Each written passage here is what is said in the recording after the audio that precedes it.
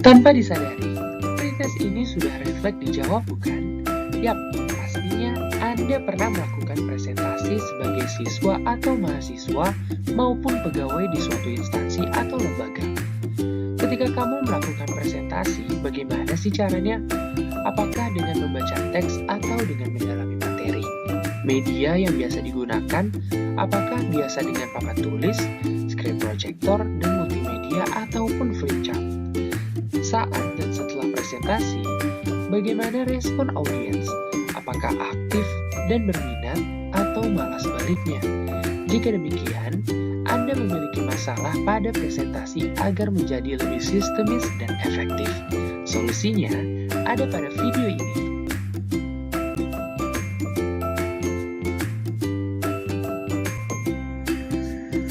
Untuk membuat video presentasi yang efektif, membutuhkan tahapan yang harus diperhatikan, yaitu komponen perencanaan, komponen persiapan, dan komponen presentasi.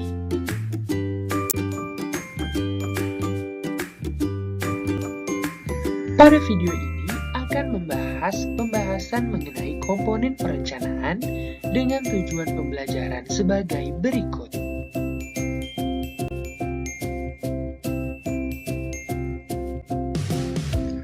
Untuk mencapai tujuan pembelajaran pada video ini, dengan membahas satu persatu dari flow pembahasan yang harus diperhatikan dalam komponen persiapan untuk membuat media presentasi yang efektif sebagai berikut.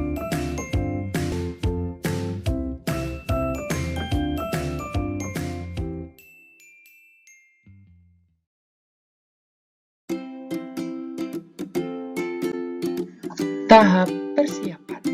Pada tahapan ini, kita akan membahas 3 tahapan. Yang pertama, pembahasan desain, production, dan rehearsal.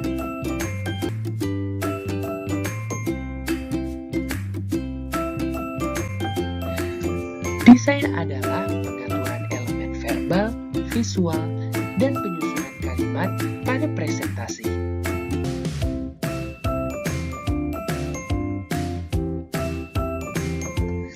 Dalam kategori desain, terdapat 4 bagian. Yang pertama, general design, desain instructional, desain verbal atau visual, dan desain spesifik media.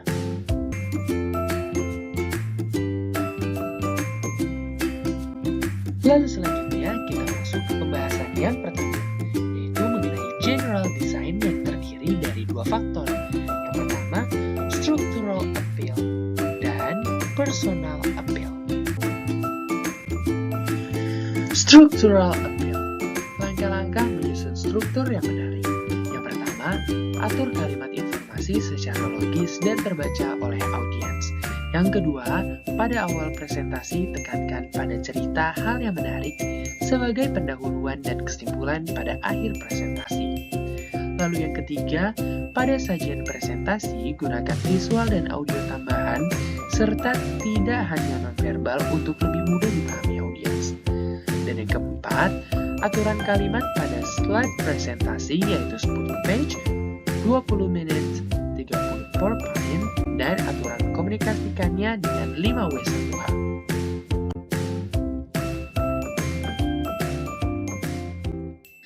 Lalu selanjutnya yaitu personal appeal.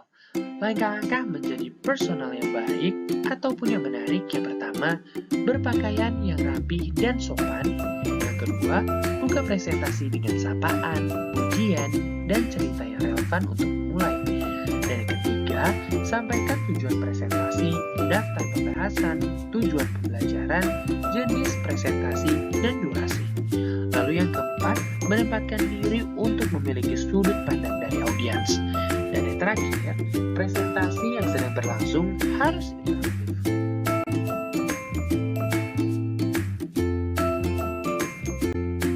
Lalu selanjutnya kita masuk ke design instructional. Yang pertama ada perhatian, yang kedua persepsi, yang ketiga ingatan, yang keempat konsep belajar, dan yang kelima perubahan perilaku.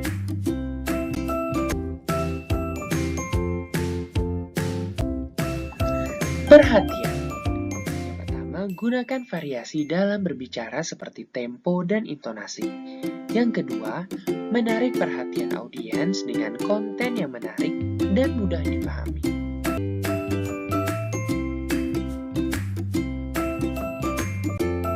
Lalu selanjutnya yang kedua yaitu persepsi.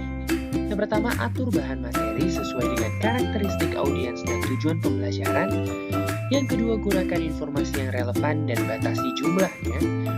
Yang ketiga, gunakan verbal dan visual yang relevan untuk menekankan poin. Dan yang keempat, tanamkan mindset bahwa persepsi itu relatif dan dipengaruhi oleh ekspektasi audiens.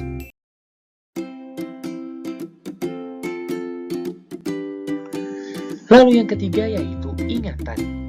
Audiens lebih mengingat materi jika keadaan presentasi interaktif.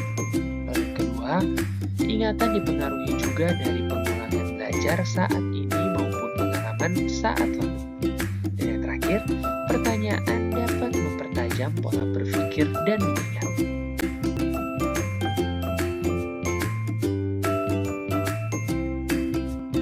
Lalu yang keempat yaitu konsep belajar. Gunakan gambar yang realistis menyerupai bentuk aslinya. Lalu yang kedua, berikan contoh yang relevan pada tiap pembahasan.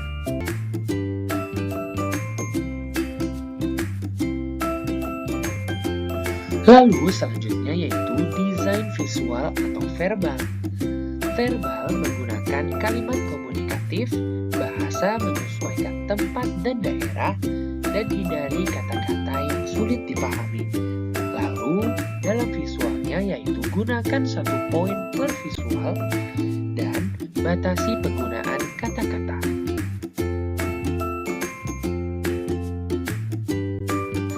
Lalu selanjutnya ada produksi. Proses produksi sangatlah bervariasi. Hal ini tergantung pada media yang digunakan.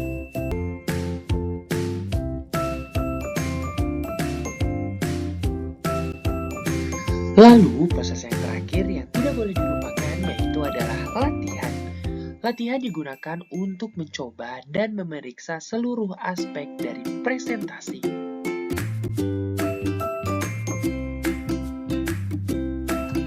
Berikut merupakan sumber referensi yang digunakan untuk pembuatan video ini.